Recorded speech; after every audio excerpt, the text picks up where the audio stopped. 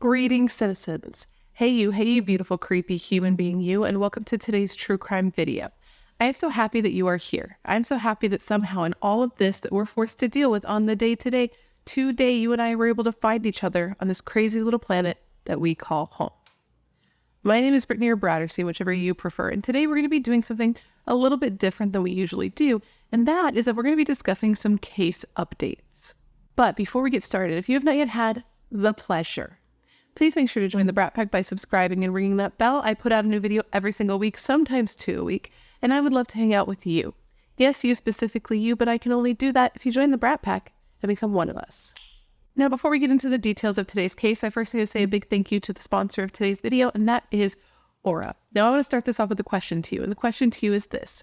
Have you ever Googled yourself or somebody you loved and been surprised to see how much of yours or their personal information was on one of those public listing sites?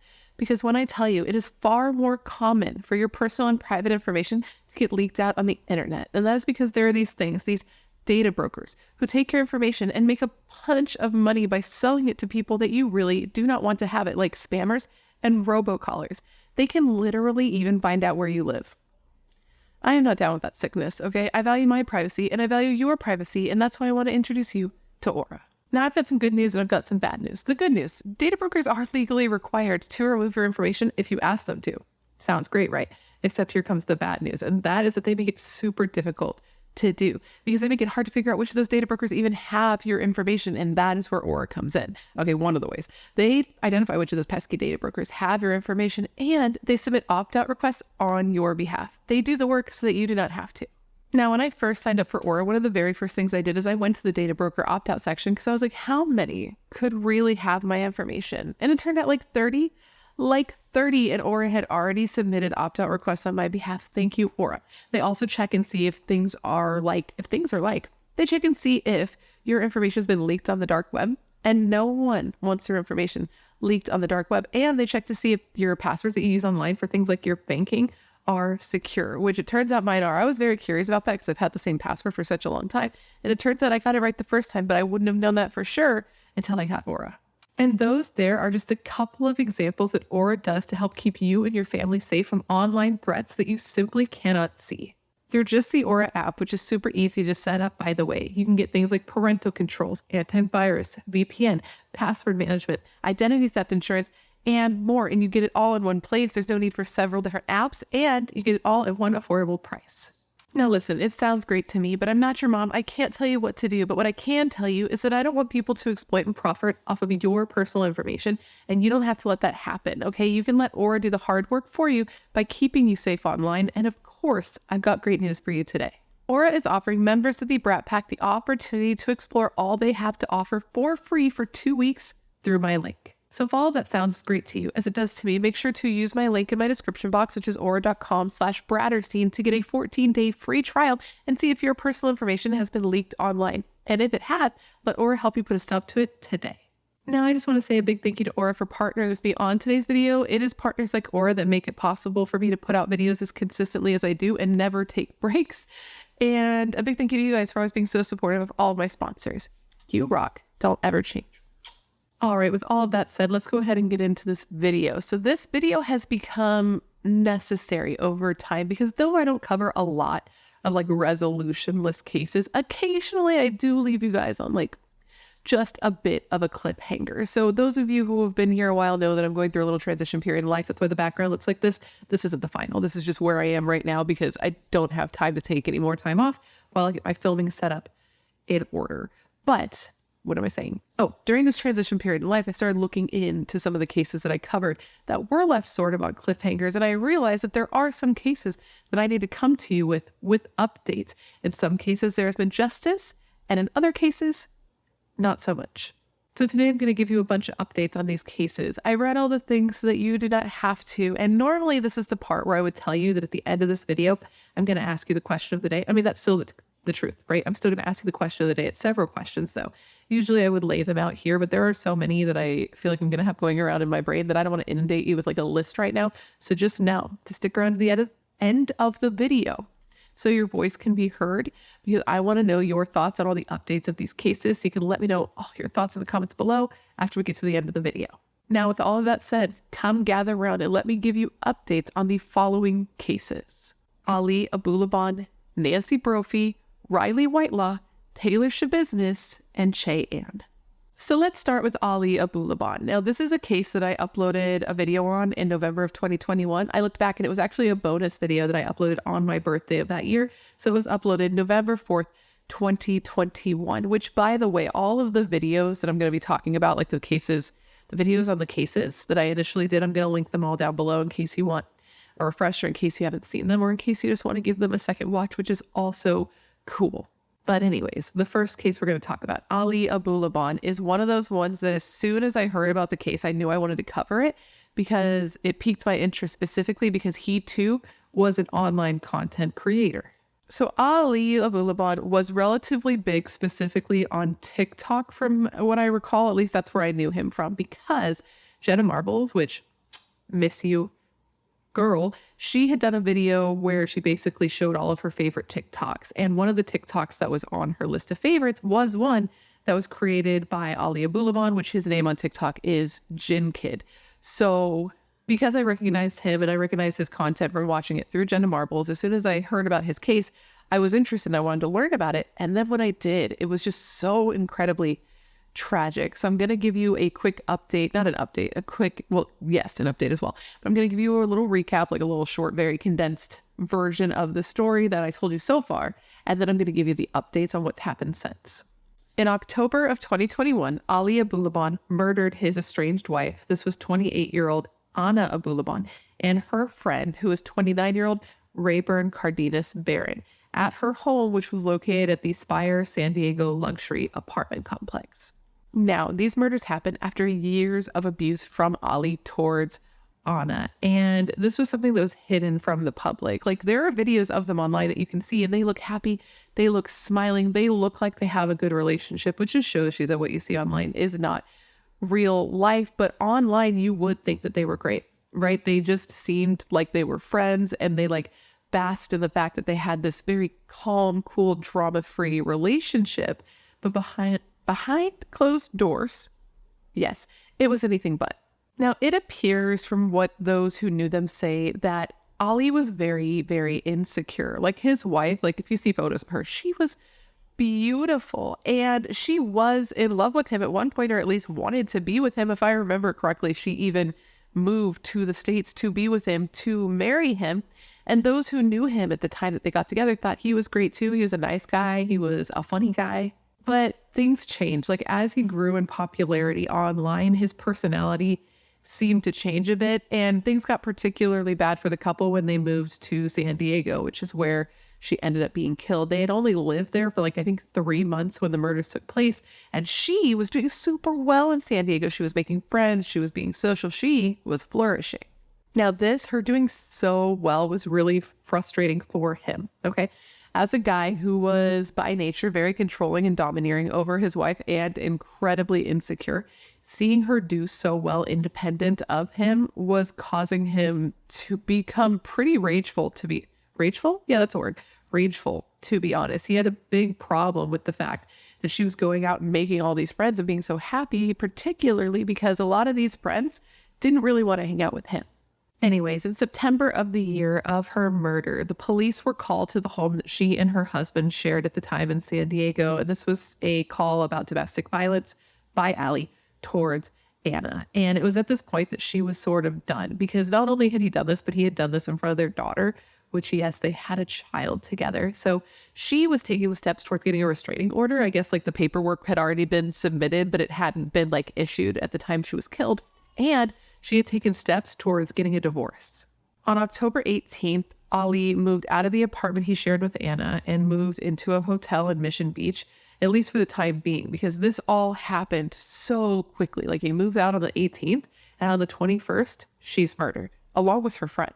Now, Ana did not seem to be taking the separation and pending divorce very well. Okay, he was very upset, and he was reportedly stalking her in the days leading up to the murders. He had even gone to the house, I believe it was 3 days, so pretty shortly, the day he moved out, because he moved out on the 18th, he goes back to the apartment when she wasn't there, and he just wrecks it.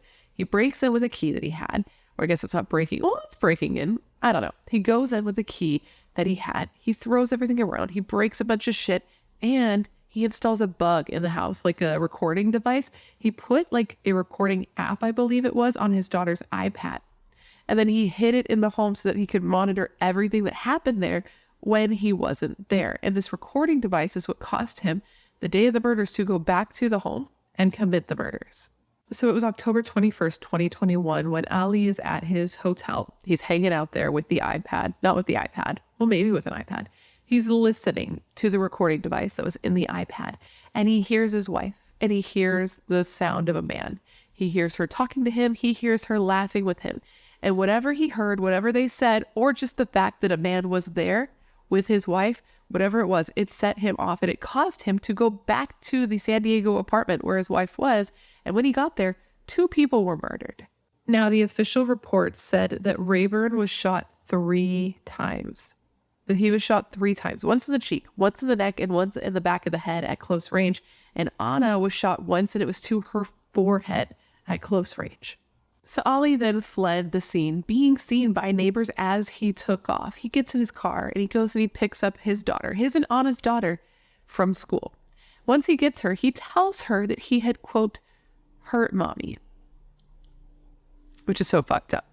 He gets in the car, he's driving around, he calls his own mother, and he tells his own mother what he did, saying that Ana had cheated on him with Rayburn, which caused him to snap, which is ironic because reportedly he was the one in the relationship that was unfaithful. Anyways, Ali was pulled over on the highway after apparently calling the police and confessing what he did. So he was arrested right there on the side of the highway with his daughter in the car with him. Now, that was the briefest of synopsises. Okay, like the video that I did has much more information. And I believe there is a documentary or a docuseries that's been released on Peacock that you can also watch that has more information if you are interested. But now let's talk about what's happened since then. Now, as I said, Ali admitted what he did. He told police everything that happened, and he was pretty open with that. So when he went to court, because he does go to trial, it was not really a trial about whether or not he was guilty, but whether or not he was guilty of 1st or 2nd degree murder. Now, Ali is saying that this was not planned. This is not something he thought he was going to do. It was something that happened in the heat of the moment. And he said specifically of this, quote, "My gun was in my hand, and next thing, I'm shooting, and I can't stop." But though he said this, it didn't really seem like the case. First off, this is something that's just coming off the top of my head, and that's that you still showed up with a gun, right? You still grabbed a gun and walked into that place with a gun. So what were you planning to do? That's my first question. But the second thing isn't really a question. It's more of a statement. And that's that it seems like this was more planned than Ali wanted to admit. Like, he had sort of taken mementos from the experience, like graphic photos of the bodies and an audio recording of the murder. And in addition to that, prior to the murders happening, he had looked up things like how to cut up and trash a body. Now, Ali's attorney made an interesting claim. Like, I haven't really seen this particular line of thought, these words coming from a person's mouth, but he did. His attorney said that, yes, Ali killed Ana, the love of his life, the mother of his child. He killed her. And yes, he killed Rayburn, the man that his wife was having an affair with. He killed them both, but he was not a murderer. He killed them, but he was not a murderer. But the prosecution disagreed, saying specifically, and I quote, "Heat of passion does not apply when you walk into an apartment that you had bugged with a key card you were not supposed to have to a fight that no one else knew was happening but you, and you brought a gun. That is not heat of passion." In the end, the San Diego jury found Ana Abulaban guilty of 2 counts of 1st-degree murder. Now, after the verdict was read, Rayburn's sister said that though nothing was going to bring him back, nothing was going to bring Rayburn back, nothing was going to bring Ana back, they did get a little bit of justice. And at least Ali was put in jail where he could never do this to another person. Now, sentencing for Ali was actually supposed to take place in late June, but they have since rescheduled it. Okay, I got this whole video ready. I was ready for the sentencing to happen. But right at this particular time, it has not happened. It's something we're going to have to come back to. Even more updates on the updates, so they say. I don't know who says that, but I'm saying that. If the sentencing has happened by the time this video goes live, because I filmed a little bit in advance, I will put it in the description box or in a pinned comment. But I mean, he was found guilty. I can't imagine he's going to get a slap on the wrist. And I knew he would be found guilty. Like, I could feel it in my bones. I could feel it in the depths of my soul, even before, we got to this point, because to watch him, I saw some videos of him after he was arrested, and he just seemed to be very fake and performative and clearly guilty. Speaking of clearly guilty, let's move on to the next case we're going to discuss updates on, and this is the case of Nancy Brophy, the author who once wrote a blog post called How to Murder Your Husband, and then what do you know, her husband got murdered. Do you guys remember this one? It was quite a while ago, and it doesn't actually have that many views, so some of you might not have heard me cover this case, but let me refresh your memory if that's the case, or, well, I guess I would be just implanting information into your mind more so than refreshing your memory. But if you've watched the original video, then this is going to be me refreshing your memory. On the morning of June 2nd, 2018, 63-year-old Dan Brophy went to work at the Portland's Oregon Culinary Institute, just like he had on so many days before. He got to the building, he turned off the alarm just before 7:15 that morning, and then started to do his morning activities like he did every day, right? He was getting the coffee started. He was getting the classrooms ready for the students who were going to be arriving anytime after that. Well, not anytime. There is a specific time, but I don't know what that time was. But while he's doing his morning activities, getting ready to start his workday, he was shot to death. He was shot once in the back as he stood at the sink. And then after he fell to the ground, he was shot a second time in the chest at point blank range, which means somebody shoots him in the back. He falls to the ground, then somebody walks, stands over him, and shoots him again. Now, when Dan's wife, Nancy, got the news of her husband's death, she was reasonably upset, just like you would imagine somebody would be. She tells police that she can't believe this happened, that morning she had seen him in the morning, that she had been home. Okay, she was home all morning, but she had seen him before he left for work. They said their normal goodbyes. He left. Everything seemed OBKB. But as police started to investigate, they found that this wasn't exactly the truth. They were able to get evidence and also surveillance footage that showed that Nancy Brophy was not telling the truth, and she had more of the means, motive, and opportunity to kill her husband than she was letting on. In addition to finding the blog post that Nancy had once written that was titled, quote, How to Murder Your Husband, where Nancy said specifically, quote, After all, if the murder is supposed to set me free, I certainly don't want to spend any time in jail. And let me say clearly for the record, I don't like jumpsuits, and orange isn't my color. They also found that 6 months prior to the murder, Nancy had purchased a kit online for a ghost gun, a 9mm Glock, and an extra slide and barrel for the gun, which investigators explained would have disguised the gun and changed the distinctive markings that particular barrel would have left on a bullet that was fired, right? So you fire something at somebody, then you switch the barrel, or you put the fake barrel in, you fire it, then you take that out. Gun verbiage. Basically, it hides the gun. It makes it seem like this gun didn't cause this, this murder wasn't committed with this gun. I'm out of practice. Remember, we're getting into the swing of things. This is the first video I've filmed in many weeks. So all of that doesn't sound good. But then you have the fact that Nancy was also set to inherit almost $1 million, $800,000 from her husband's life insurance if he was killed, which was just great for Nancy, a writer who wanted and thought she deserved, to have a much better life than she had. Because at the time that her husband was killed, she and he had been struggling financially and were even thinking of selling the house they lived in to cover their not debts, but to keep them afloat essentially financially. Okay, and you know what else? You remember how I told you that after Dan was killed, Nancy said that she had been home all that morning, didn't go anywhere. Well, investigators found that wasn't true because they had gotten surveillance footage from nearby businesses. And on the surveillance footage, you see Nancy's freaking minivan, okay? It's near the school at about 6:30 in the morning, which is before Dan would have got there, 45 minutes before. Then minutes before he shows up, you see her minivan again. And then right after Dan was believed to have been killed, you see her minivan leaving the area of the school, going back towards their house. So Nancy was arrested, which is where we left off in my initial video. And though it took a while for trial to begin because COVID happened and things got crazy, trial finally did begin in April of 2022. Now, the prosecution was unable to use the "How to Murder Your Husband" blog post at trial, but that's not to say that they didn't have a good case, because they had a lot of strong evidence to use against Nancy, evidence that she very poorly tried to explain away. Like, for example, when questioned about the fact that she said that she wasn't in the area but was seen on surveillance footage, she was like, that's so weird that you saw me driving around there, because I have no memory of being there. Maybe I went to Starbucks and then I just drove around aimlessly while I thought about my new book. This is what she said. This is her explanation for being near the murder scene 3 different times on the morning of the murder. She also tried to blame her writing on why she got the ghost gun kit, the extra slide, and the barrel, which magically disappeared right after the murder, by the way. She's like, yes, I got this for research. I know it's gone and that's suspicious, but it's not related. I just don't know where they went.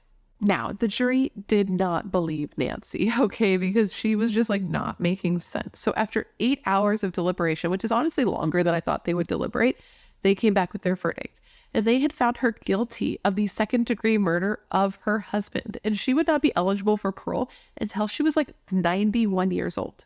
But at this point, Nancy's story is not over, because I did see an article in June of this year, actually, where Nancy said that she is going to be filing an appeal. And there were several reasons for the appeal, of course, but one of the reasons that I found to be particularly interesting was that she was appealing based on the question that she was asked, the final question she was asked during cross-examination during her trial, where the prosecutor asked her, quote, "Ms. Brophy, if there's one thing that you know about murder, is it that anyone is capable of doing it?" And this question, the phrasing of this question, was taken straight from Nancy's blog post, the blog post about how to get away with murdering your husband, right? And it's particularly interesting, and I wonder if it's going to be successful, because the judge specifically said not to specifically bring up the blog post, which he didn't really by asking this question. He didn't say anything about the blog post. He was just kind of quoting it. So I am curious to see if she does win her appeal and get a new trial on these grounds, or what else she brings to the appeal and how it plays out. So I'm definitely going to be keeping an eye on that. But now let's move on to the next case. We're going to be talking about the updates in the murder of Riley Whitelaw. If you recall, she was the 17-year-old girl who was killed by her coworker while she worked a shift at Walgreens in Colorado. So what happened here is on June 11th, 2022, the Colorado Springs Police Department responded to a call that led them to a Walgreens on Centennial Boulevard. When they got there, they found that Riley Whitelaw was dead in the break room of this store. A day later, her coworker, this was 28-year-old Joshua Johnson, was arrested on the I-25 near Walsenburg with scratches on his face. Now, it turns out that Riley and Joshua had a bit of a history. And by a bit of a history, I mean there was a history of Joshua, a 28-year-old, hitting on and coming on to Riley, the 17-year-old girl, over and over and making her uncomfortable. It got to the point that she even went to the higher-ups in Walgreens and was like, listen, this is what's going on. What can we do about it? And they did do something in that they were able to switch her shifts so that she never had to work with him.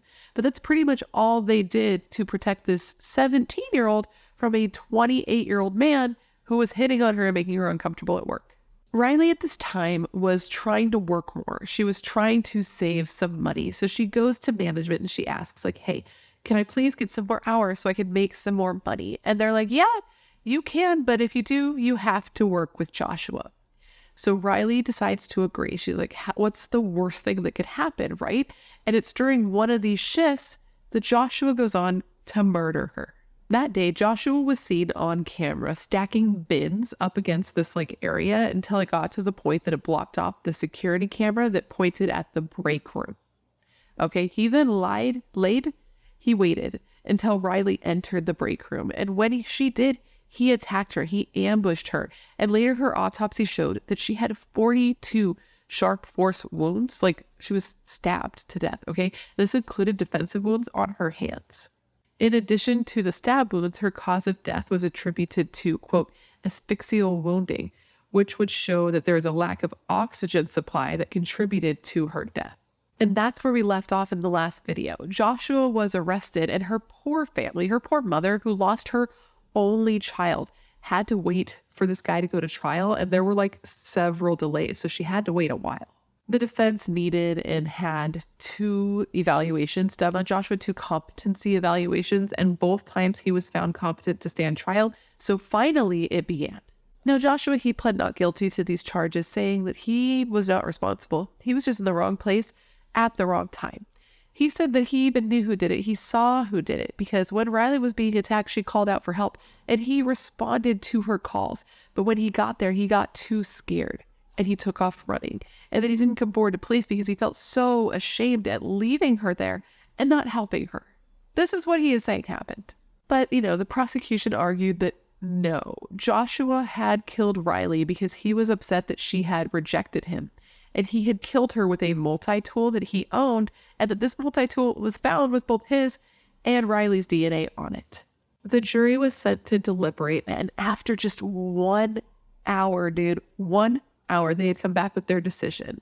And they had found a now 29-year-old Joshua Johnson guilty of the first-degree murder of Riley Whitelaw.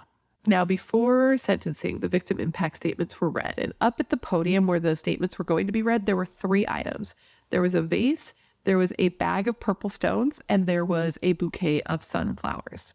So that as each person went up to give their victim impact statements, there was these items, right? And that bag of stones contained exactly 42 purple stones. And that was 1 for every sharp force injury that Riley sustained. So as the people went up there and gave their statements, each of them grabbed a handful of stones and just slowly dropped them in this vase, which was, as you can imagine, incredibly powerful.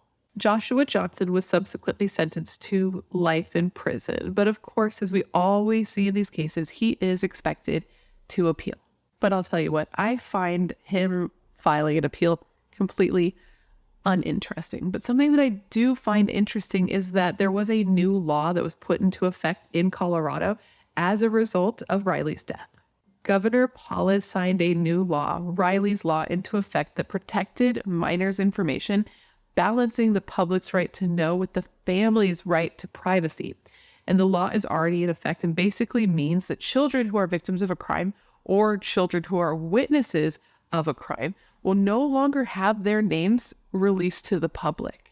Now, the media can ask the judge to release information on a case, but ultimately it's going to be like a case-by-case basis on what's released, and it's going to be up to the judge to decide if the media really needs this information. And I guess a big reason that this happened is that a lot of Riley's friends and family members learned about what happened to her through the media on the news, and that's just so fucked up. I truly cannot even imagine. And even though I do talk about cases on the internet and you may think that I would feel the opposite, I think that this is great. Now, you know that typically I like to talk about victims. I like to talk about who they were because people are so much more than their death. But even with that being the case, I understand why this is important and I am for it. Now, moving forward towards another thing that I am for, and that is Taylor Schabusiness getting put the fuck in jail, which I am sure all of us have heard about this woman, know her name, know her face. But in case you don't know who she is or you would like a refresher, in February of 2022, Taylor Schabusiness murdered her friend/boyfriend. It was more of a friends with benefits situation. And this was 24-year-old Shad Thyrion. So basically, Taylor picks up Shad to hang out. They get together with some friends. They smoke some weed. They do some other drugs before finally Taylor and Shad decide to leave. The two of them go to the home that Shad lives at with his mother. Like, it's his mother's home, but he lives there. The two get there and they go down to the basement where they plan to spend some intimate time together, is I guess what you can say. So while they're becoming intimately acquainted, they decide to spice up their life, ? By introducing some chains into the situation. And this is something that Taylor says was consensual, something that they did. So they take these 2 chains and it's kind of like a dog choke collar chain, which truly, why does that even exist? This is my opinion. But they take that. It's put on Shad's neck. She's given the other end of the chain so that they can do some sort of breath play while being intimate. This is what Taylor says. Because again, he's not here to tell you if this was all true because she murdered him. She said that Shad got on the bed. He laid on his stomach so that she could start to choke him in a way that is fun, right?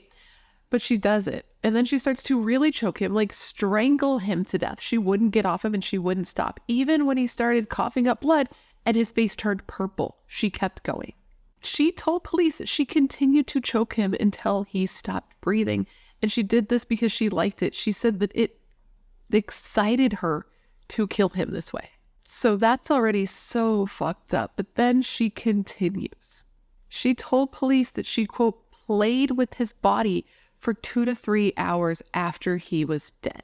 And right now, I'm not going to get into the specifics of the things that she did because it's a lot. And I did already cover it in my original video. So if you want to watch that, go for it. But let's just say that in addition to the murder charges that she ended up getting, she also got sexual assault charges based on what she did to him after he was dead. Once she was done doing what she was doing, she went to Shad's mother's kitchen and got some knives so that she could dismember his body. So with his own mother's kitchen knives. And she did. And she had plans to take the body parts with her, but she ended up getting too lazy, so she didn't complete her task. But that's not to say that she didn't take any of him, because she did. And then she left in the early morning hours of February 23rd. Now, apparently, when Taylor left, Shad's mom heard her because Taylor slammed the door when she left because she's a bitch. So his mom hears this, and then she hears Taylor's car leaving. So she gets up and is kind of like, okay, what's going on? And then she sees that the light in the basement is on. So she decides to go and look at what was going on. She went downstairs to investigate. When she got down to the basement, she found a bucket, and the bucket had a towel over it. And when she removed this towel and looked inside, she saw that her own son's head was in this bucket.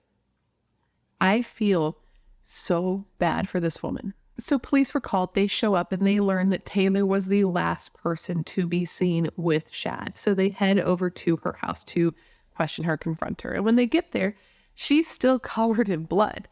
And she seemed kind of out of it. And I'm fairly certain that when they went to her house, she asked them if they were there for something totally unrelated. Because at this time, I believe she was actually out of jail with an ankle monitor.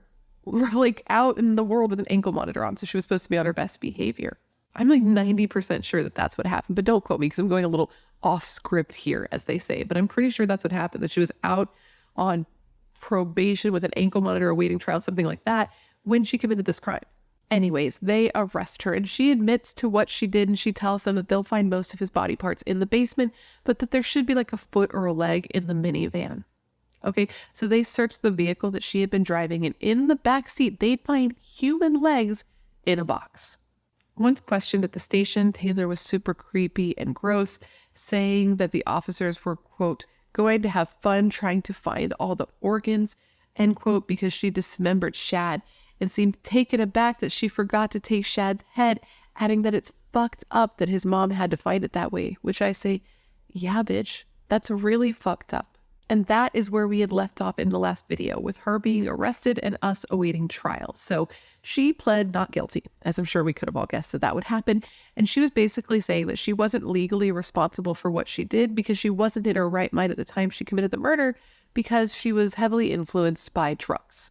Now, of course, Taylor really had a flair for the dramatics, and something that really got people interested in this case, I believe, because prior to this happening, like, people weren't really talking about Taylor's business, which surprised me. Like, at the time that I uploaded my video, I remember that there wasn't really that much coverage at all on her on YouTube, especially not like full-length videos like the one I did, because I think mine was like an hour long. But she did something that got people very interested, and then everybody started talking about her, and that's that she attacked her own attorney during trial. Basically, her attorney had asked the judge for a continuance so that he could get his client, Taylor, evaluated to see if she was competent to stand trial. And after asking the judge for this, Taylor just full on like attacks him, and she has to be tackled by the bailiffs, and it's this whole thing. There's lots of clips of it online that you can see. And like, luckily nobody got hurt, right? Nobody got seriously hurt. But immediately after her doing this, her attorney's like, I would like to file a motion to not be this bitch's attorney. And so she was given a new attorney. Obviously, that's a pretty good reason to say that, like, I don't want to work with this woman anymore. Now, this new attorney actually requested that the judge recuse themselves because the judge had been present during the attack that Taylor had on her attorney. And the new attorney was like, I don't think you're going to be able to like judge her fairly because of what you saw. But the judge was like, nah, I'm good. I'm going to stay right here. Thank you. Thank you. But man, Taylor was just a lot. During this trial, you might have seen photos of her too, where she was wearing a spit hood like over her face. It made her look like Hannibal Lecter because they were worried that she would spit on someone or bite someone because she's feral. Now, another thing about Taylor that happened at trial that was of note is, okay, you remember in my original video, or maybe you don't, but in my original video, I told you that people were comparing her to the female Dahmer and that she had an obsession with Dahmer, etc., etc. Well, it seems that she sort of leaned into this a little bit because when she was evaluated by a psychologist and sat down and talked to them, she told them that she had, quote, had a thing recently, like earlier in the year with Dahmer, which is weird considering he's been dead quite some time and was also very gay. Like he wouldn't be into you even if he was alive. And also you didn't have a thing with him. And it's honestly gross if you would want to. Dahmer was gross. She also tried to claim that the drugs, heavily influenced what she did. That and the fact that she had a, quote, fragile mental state. Her father testified at trial, which was interesting considering at the time that he testified, he was actually serving time because he was found guilty of second-degree sexual assault of a child. This man in his 50s and was serving 12 years this time and had to leave jail to come and testify on his daughter's behalf. So the apple sucks. And so does the apple's dad. And also the system is fucked. 12 years? But anyways, he came and he spoke to the court about his daughter's fragile mental state, saying that things became worse for her after the deaths of her mother and her brother.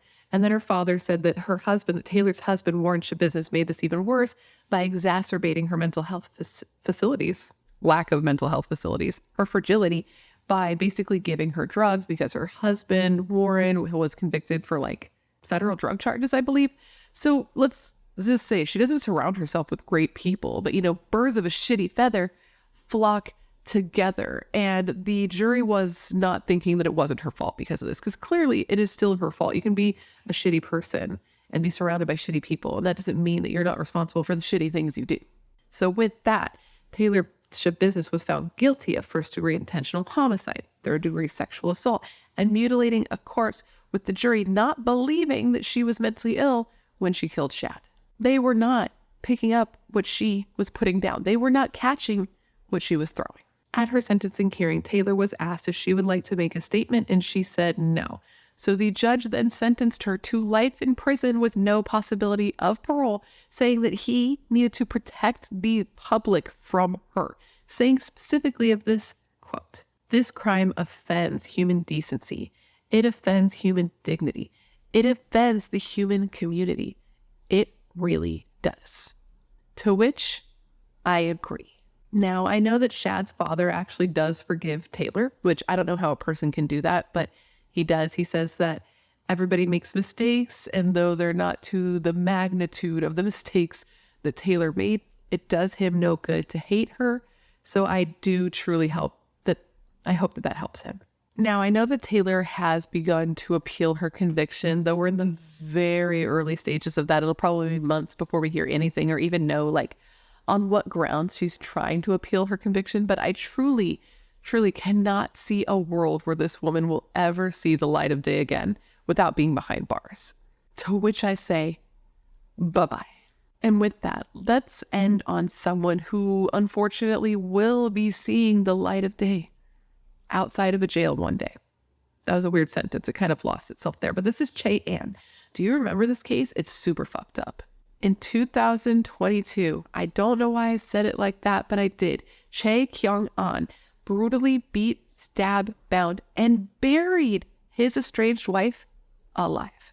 Basically, young Anne had gone to church one day with her kids, okay? When she comes home from church, she finds that her estranged husband, Che Ann, is in her house waiting for her. Even though he didn't live with her anymore, he's there, he's waiting for her. So she sees this and she knows that this conversation isn't going to go well. So she wants to get her kids out of the house so that it can happen without them seeing it. So she asks them to leave, and they do. So her and Che start to talk, and he gets very, very angry. And she realizes it's not going to be productive. So she tells him that he needs to leave. And it's at this point that he just snaps on her, dude. He attacks her. He punches her over and over in the head. He throws her to the ground, and then he goes and he gets the duct tape and he tapes her up. He tapes her thighs. He tapes her arms behind her back. He puts tape over her mouth. and he puts duct tape over her eyes, dude. Now, after taping her up, Che actually leaves the room, and this gives Young her first feeling of like some sort of relief, because she knows that even though her arms are taped behind her back, she's wearing an Apple Watch. So she uses it while she's laying there to send a like emergency alert to her trusted contact, like, emergency contact, which I believe was her daughter. And she's also able to dial 911. And as she lays there, she can hear the dispatcher talking, but her mouth's taped up, so she cannot respond. So Che comes back. He grabs her. He drags her to his van. And on the way, he notices that the Apple Watch is there. I don't know if he hears the dispatcher. I don't know exactly if he hears something or if he just is like, oh, this could be a problem for me. But he takes it and he smashes it with a hammer and he leaves it at the house, takes Young, and goes. He just goes. He abducts her. He drove Young to a wooded area. He stabs her multiple times in the chest with a small knife, places her in a pre-dug hole, puts a large heavy tree over her, and then starts to bury her. All the while she begged and she pleaded for her life, but Che just told her, quote, "I don't need anything. Today, I am going to kill you." But this woman, dude, despite everything she was going through, which she must have been in pain, she must have been terrified, she was smart, okay? Because as he's there shoveling dirt in on top of her, she's making a point to wiggle as much as possible so that the dirt doesn't get like packed around her. And then when he's done, she sits there and plays dead and waits for hours, dude. I read somewhere that it was like 12 hours because remember, he attacks her when she's coming home from church. And if memory serves me correctly, church is in the morning. And now when she's trying to get out of the hole, it's nightfall. Once it was dark, Young was able to remove some of the duct tape on her body, which included the tape that was covering her eyes. And when she removed the tape, she saw that though it had been very quiet for quite some time, Che had not left. His van was parked like right by her. So she had to be so brave, dude. She had to muster up all the strength and will that she had in her body to silently climb out of that hole and just run for it, man. Just run and hope to God that he doesn't hear her and hope to God that he didn't catch her. She ran and ran until she ended up in a home on Stedman Road where she was able to get help and the cops were called. And when they arrived, dude, they found her hiding behind a shed. But when she realized who it was, when she realized it was help and it was police, she ran out and she was so hysterical, dude, just telling them that like her husband tried to kill her and then her husband was still somewhere out in the woods. Now, it did not take long for Che to get arrested. It was just after 7:30 that morning that a call came into police reporting a suspicious vehicle that was parked near Stedman Road where Young was found. So police responded and he was arrested. And that's where we left off in the previous video with him arrested and us awaiting trial.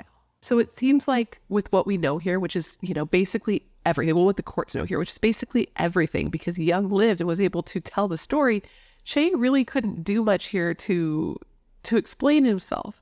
But of course he had to try.